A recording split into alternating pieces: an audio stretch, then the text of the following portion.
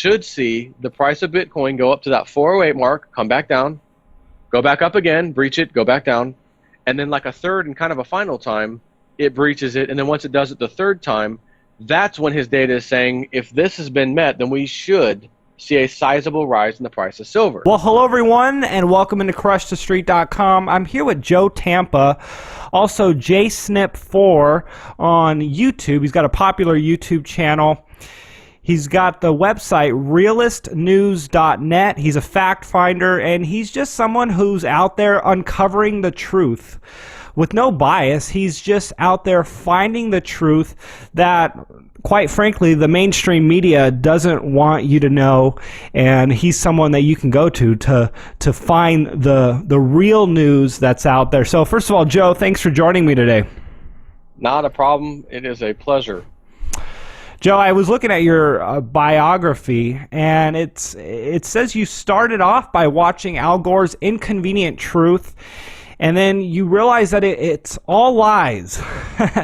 And yes. You got mad when you found out what the politicians are doing and then the elitists in power, and it led you down multiple rabbit holes. I mean, let's just start off there. Like, how were you awakened to all of this? And, tell us about this journey a little bit.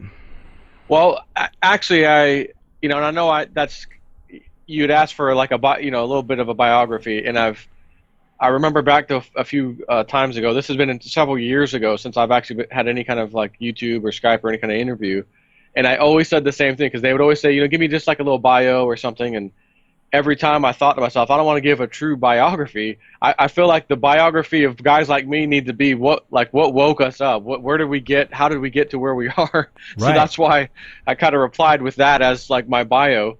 Just because it just suits what I do and the thing, the waking up of people that I'm trying to accomplish. But it actually started before that. And my wife, she was working. We hadn't had kids yet, so this was many, years ago. And I'm going to say probably around 2005, 2006-ish, maybe. And someone at her job mentioned some, oh, you got to go see this documentary or whatever. He mentioned something. It was something to do with peak oil. It may have even been called peak oil, to tell you the truth. I don't know. And that fascinated me. Like, oh, okay. And then they got these charts and these numbers, and this guy said so in the 1970s, that exactly 1971 or something, there'd be peak oil, and it happened. And so I'm like, oh, man, where are we at with this? What's going on? If we're at peak oil since then, here we are in 2005 or 6, and but where are we at with peak oil? Because if it's peaked and went down, we're going to be in trouble. It's just what got me thinking, anyways. Right. And so that kind of sparked my interest in like kind of finding out, well, what is that true? Is it false? Is it is there some agenda or something that I just don't know about? And I kind of left that alone. I didn't get too far into it. I just left it alone. Thought it was pretty fascinating, a nice little well put documentary, and then. We find out, oh, this thing from Al Gore's coming out. It's called An Inconvenient Truth. It's a great documentary.